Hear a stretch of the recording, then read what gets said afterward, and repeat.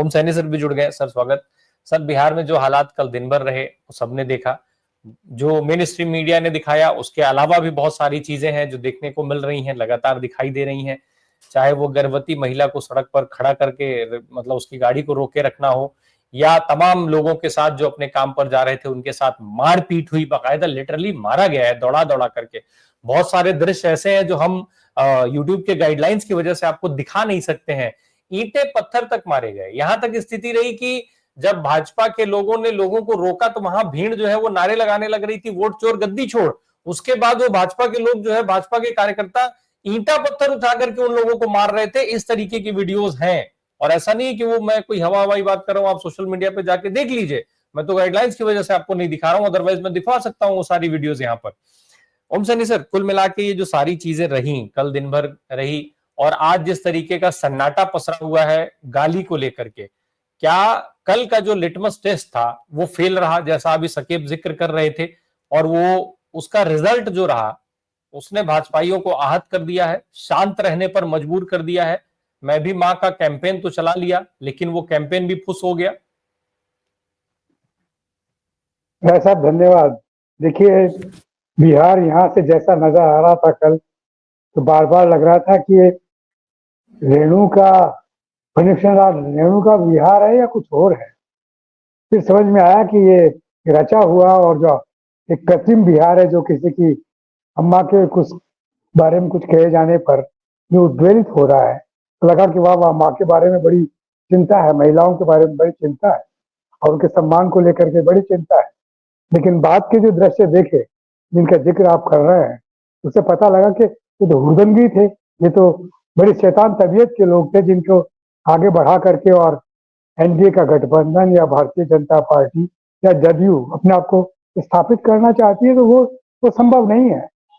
वो लग गया कि जो सन्नाटा आज आप देख रहे हैं वो हताशा का सन्नाटा है। बिल्कुल हताश है, इसके बावजूद कुछ नहीं हुआ। इतना कुछ जार जार रोए हमारे नरेंद्र मोदी साहब, और इनको इतनी तकलीफ हुई माँ को लेकर के, और ये लगातार बोलते रहे। लेकिन ये हवा खत्म हो गई है।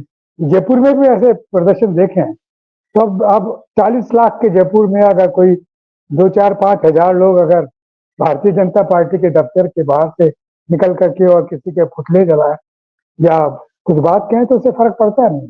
इससे ये लग रहा है एक तरीके से चाहते थे कि इतना इतना हंगामा हो जाए, उसके बाद में कुछ बचे नहीं, लोगों को लगे कि नहीं, ये तो जो कुछ राहुल गांधी का या तेजस्वी का या इंडिया गठबंधन का जो यहाँ से दबदबा निकला था वो खत्म हो गया।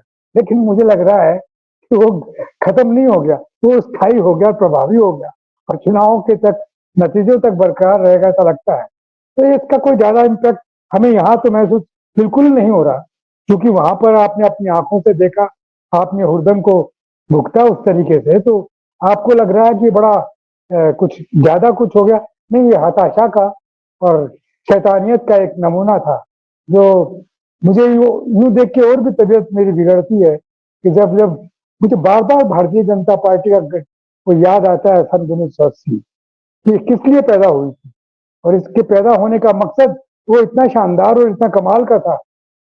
देखिए, डेमोक्रेसी में अगर सत्ताधारी दल के साथ में आपकी लड़ाई नहीं होती और विपक्ष का या सत्ताधारी दल का अगर कुछ होता नहीं है, तो फिर बड़ा नष्ट हो जाता है, डेमोक्रेसी रहती नहीं। तो हम महसूस कर रहे हैं 10 साल से ना, ये उस वक्त भी ऐसा लगता था कि कांग्रेसियों को कुछ इतना अहंकार होने लगा है।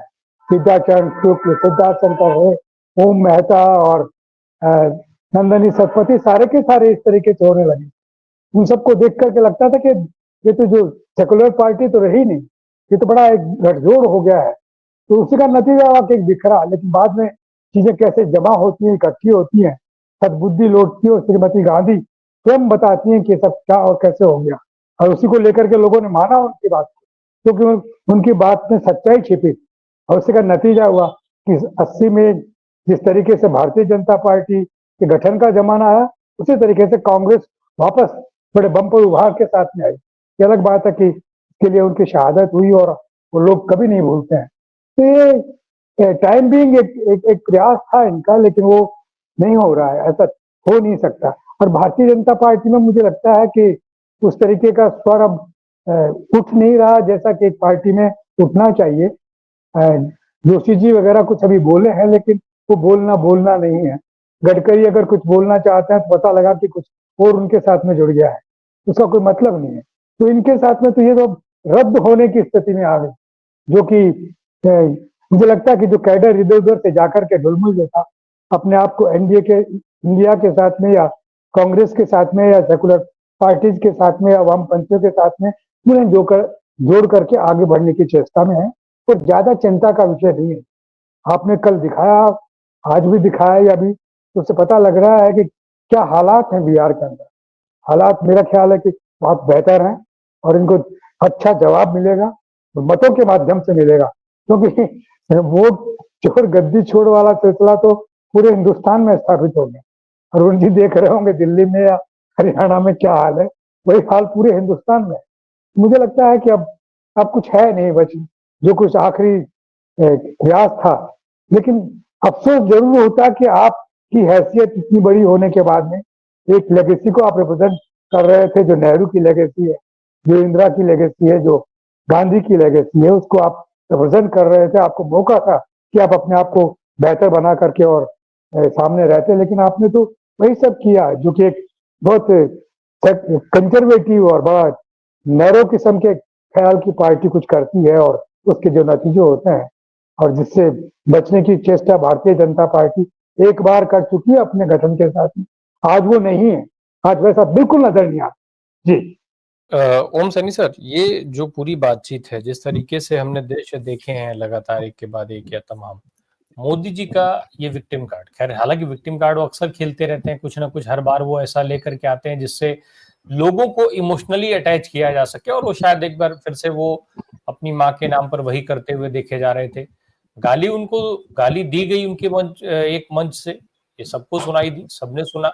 लेकिन जब उस व्यक्ति की गिरफ्तारी हो चुकी है, उस व्यक्ति पर कानूनी प्रक्रियाएं चल रही हैं, ऐसे में इस बंद का क्या मतलब बनता है? आपने बहुत सारे चुनाव, बहुत सारे मुद्दे देखे हैं, तमाम देश प्रदेश को आपने देखा है, लेकिन क्या इस तरीके की परिस्थितियां बनती हैं कि जिस प्रदेश में आप खुद अपने सत्ता में हो, वहां पर एक व्यक्ति जिसकी गिरफ्तारी हो गई हो, फिर भी आपको जो है वो सड़क पे उतरना पड़ जाए, आपकी पार्टी के लोगों को आप सड़क पर उतार दें, केवल इसलिए कि वोट चोर का जो आरोप आपके ऊपर लगा है उसको आप ढक सकें? दूसरा ये भी है कि क्या भाई वो साहब, आरोप ढक गया है, क्या वो चोरी छुप गई है इन सब चीजों के आड़ में?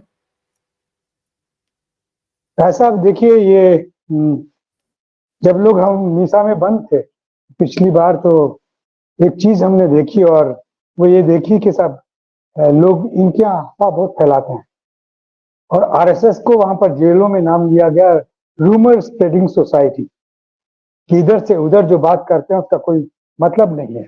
हम आरएसएस को बहुत अलग किस्म से देखते थे, ये हिंदू संगठन है, सामाजिक सांस्कृतिक संगठन जैसा कि दावा करता है इनको, और ये जब सारे संप्रदाय अपने आप को एकजुट कर रहे हैं, ऐसा कुछ कर रहे हैं, उस वक्त क्यों ऐसा ख्याल था? ये पता नहीं था जो आज दिख रहा है, उस वक्त नहीं था ऐसा। बहरहाल इनके साथ में दिक्कत यह है कि इनकी बेसिक पॉलिटिकल ट्रेनिंग नहीं हुई है।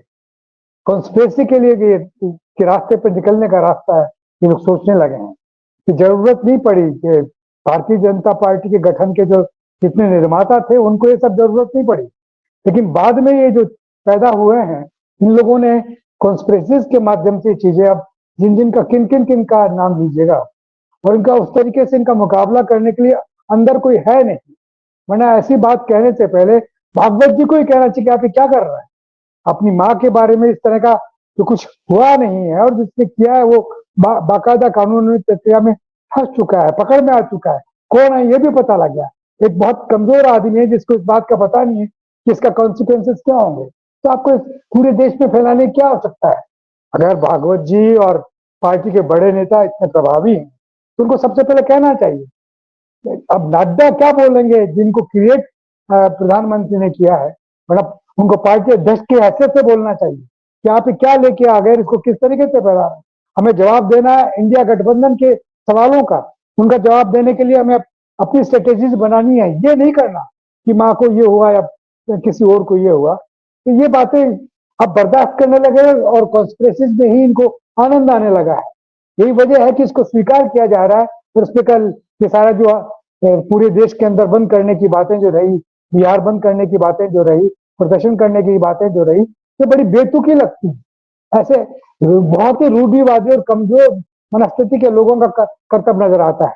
और मुझे लगता है कि इसका अच्छा खासा असर पड़ेगा उन नौजवानों पे जो इनमें अपना भविष्य तलाशने लगे थे और कहीं एकजुट नहीं थे। अब वो, मेरा ख्याल है कि अब इन सब बातों को समझते हुए, यात्राओं को देखने के बाद में, सवालों के जवाब देखने के बाद में, वोट चोर गद्दी छोड़ वाला मतलब समझने के बाद में, चीजें बहुत डिफरेंट किस्म की होगी। इसमें ज्यादा सोचने की आवश्यकता नहीं है। अब तो बड़ा स्पष्ट हो गया है। कल के दृश्यों ने लोगों के सामने बिल्कुल स्थापित कर दिया कि वास्तव में हुआ क्या है और इससे बचा कैसे जा सकता है। इस सवाल का रास्ता तलाश करना पड़ेगा। इससे बचा कैसे जा सकता है। एनडीए के लोग अगर नहीं बोलेंगे, बीजेपी के लोग अगर नहीं बोलेंगे, तो निश्चित रूप से इंडिया गठबंधन की जिम्मेवारी हो जाएगी कि वो लोगों को बचाए इस तरह की आपस से जो ये लोग इस तरह क्रिएट करते हैं। और मुझे लगता है कि इसमें ज्यादा ये प्रभावी नहीं हो सकते। इंडिया गठबंधन निश्चित रूप से इन सारे दबावों को बर्दाश्त कर सकता है और बेहतर रास्ते पे चल सकता है। जी।